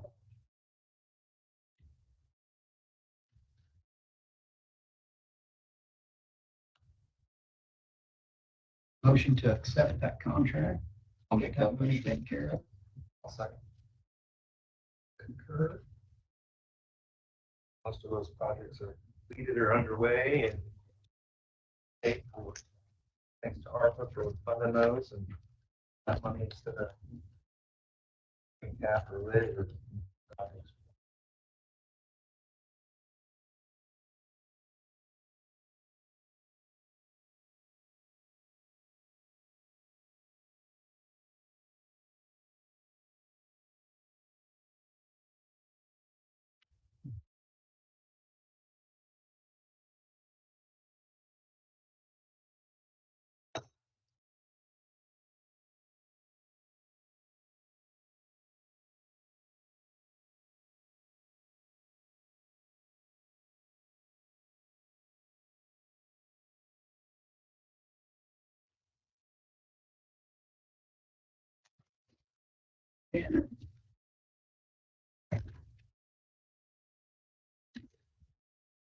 Have an estimate for cameras that security on the north side of the courthouse from Mad Technology Services installed is $3,225. Says it will give a solution should cover Washington Street from corner to corner of the square.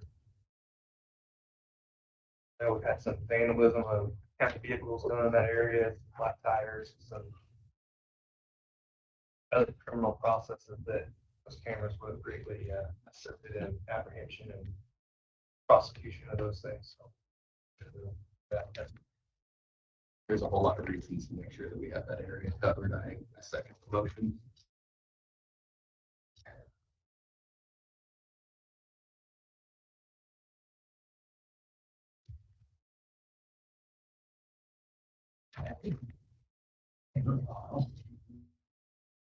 Nepotism and IC. Anything from him? Oh, Jane, I did not. I'm sorry. On the internal controls, there's been several that have not completed that. So just take their names off the payroll for next time? I have no guarantee and just we've sent multiple emails. The nepotism, we've got most of the department heads. Yeah, send it to me and I will address it with department heads. Yes, it needs to be taken care of because it's State Board of Accounts dinged us twice on it now, so the third time It would be a fine. you're fine. So you get that. We did interview an area plan director, and the person has accepted our offer. Does not want it out to the public by name until after Friday. His current employer boss is out of town and wants to be able to tell him that he's accepted that. So need a motion to our new area plan director.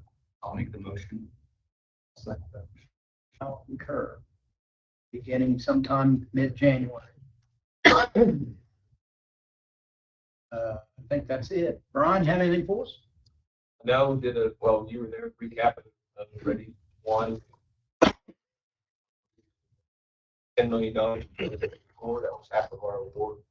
For Ready One, we're at about 60% into 70% distributed. And look to have, our goal is to have everything out and closed by the end of 2025. We've already started the distribution process. I think Bill from the state side for some projects we're ready to do. We had 2 interviews with the Lilly portion of the Great Funds last week. I think those went pretty well. We'll probably hear something as far as any sort of funding from that pool. Other than that, in the EDC side, we do have the opportunity of that expo coming up February. We do invite the county to take part in that. We're going to be able to get in front of many juniors and seniors in the county and kind of showcase what sort of job opportunities are here.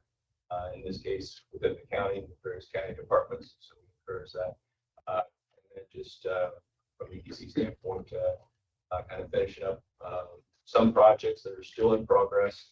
And setting up some for 2025.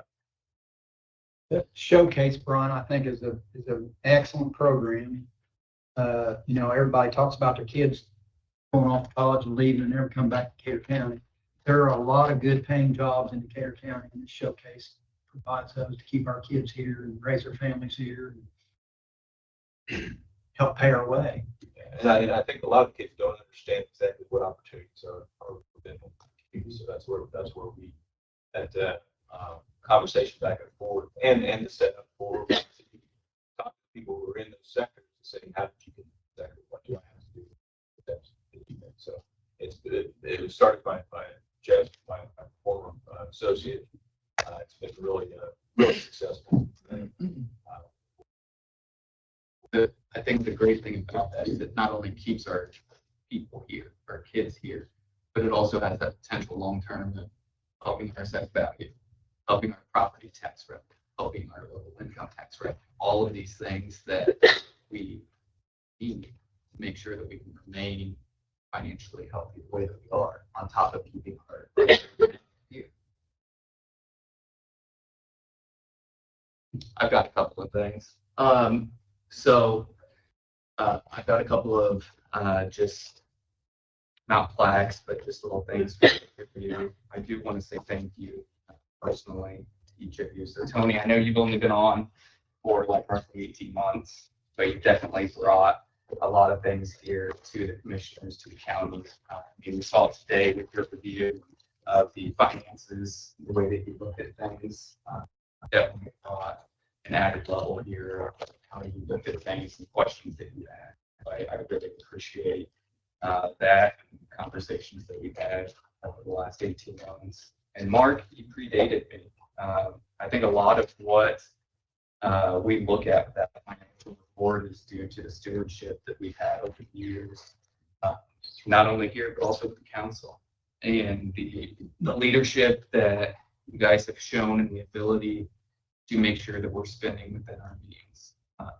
I don't think anybody really knows the amount of work that both of you guys have put into this job. So I want to say thank you, both of you, for the work that you've done. And then I also want to say welcome, Brian and Gabe.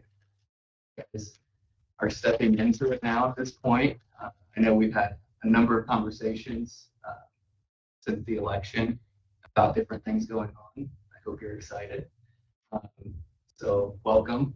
I look forward to working with both of you guys. Thank you.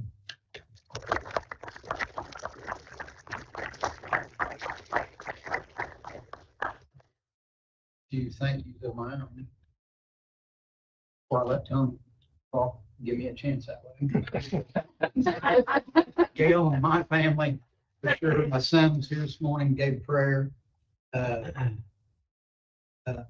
Worked with 5 other commissioners with Jerome. Appreciate the learning. I told Jerome my first day setting up here that he was actually one of my heroes growing up, watching him play basketball. But he and Rick started me out. We got commissioner meetings till Tony came along. We used to get commissioner meetings over about 8:15 or 8:20. And out here we're pushing on 10 o'clock. And it's still an early one. I want to thank Patty for all she's done. That she took a real load off of my plate. I got to come here about 4 days a week instead of 5. But I appreciate everything Patty's done. And she's been an asset to this courthouse. Janet, can't say enough. 36 years here in this building. It's just fantastic. All you do and all you know, and it's going to be missed. I hope to train Christy well because you're a wealth of knowledge. The council, you 2 guys, and the rest of you, comes to pretty good friends.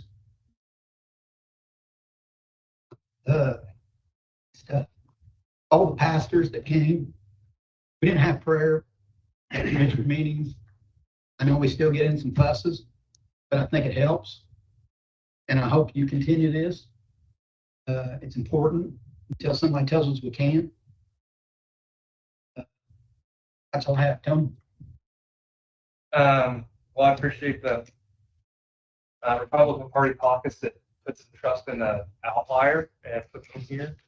I said through that meeting that I was going to try to bring transparency and public understanding to the process of what's going on and be as involved as I could. Even then, I didn't really know what that meant. At one point in time, I was on 13 boards in addition to these meetings. The amount of time that the commissioners put in is extensive. I don't know how many boards Mark's on, but he changes light bulbs and paints walls and does plumbing and those kinds of things. And I think the commissioners have tried to help remove that from a commissioner's position. But Mark stepped up for a long time to do those things. And that stuff does get seen. The amount of work that he puts in at the fairgrounds every year and that he gets flow to volunteer out there and do, and the work that goes into it that gets 0 credit for and usually gets at least credit for is unbelievable.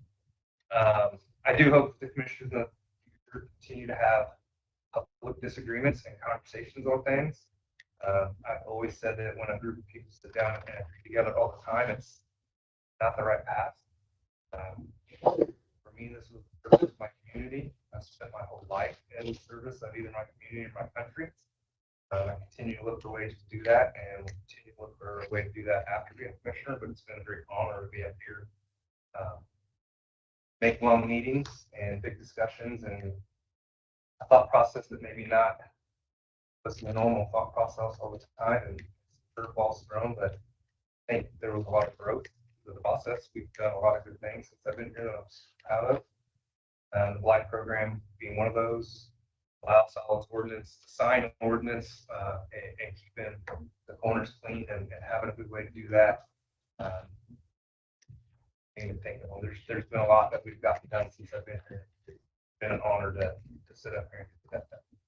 I appreciate the time that I've been able to do that for my next opportunity.